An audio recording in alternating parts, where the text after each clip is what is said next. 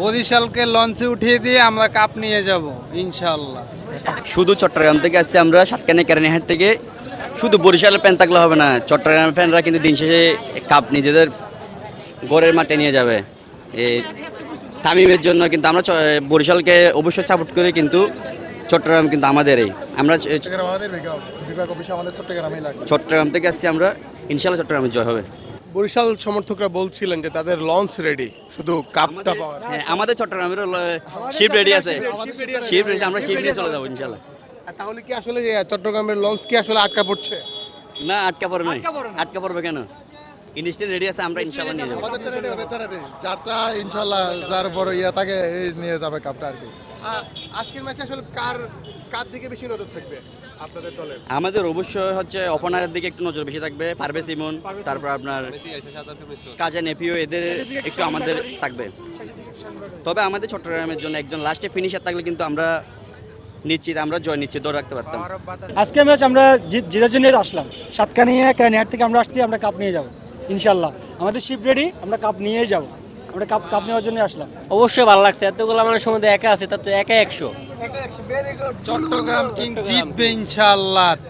বরিশালকে লঞ্চে উঠিয়ে দিয়ে আমরা কাপ নিয়ে যাব ইনশাআল্লাহ।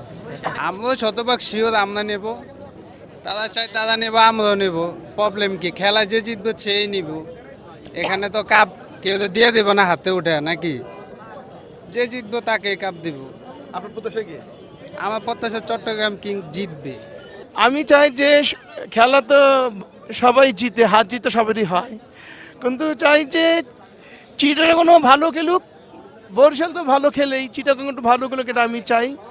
কিন্তু আশা করি বরিশালই জিতবে, বরিশাল জিতবে, এটা ইনশাল্লাহ বরিশাল জিতবে। আমাদের লঞ্চ গ্রুপ কোনো গ্রুপ নাই, আর গ্রুপ থাকলেও এটা চিটাগং ওরা ডুববে। আমি ঠিক আছে, হচ্ছে আমার পাওয়ার অফ বাদ নিয়ে শামীম ভাটাওয়ারি আছে, পারভেজ ইমন আছে, আজকে কাজা নাফি ভালো করবে, গ্রাহাম গার্গ ভালো করবে, এই আশা নিয়ে আর কি। থাকবে থাকবে থাকবে ইনশাল্লাহ থাকবে।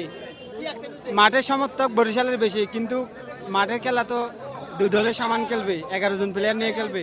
ইনশাল্লাহ আমরা জিতে, আমরা সেলিব্রেশন করে কাপ নিয়ে বন্দরে যাব ইনশাল্লাহ।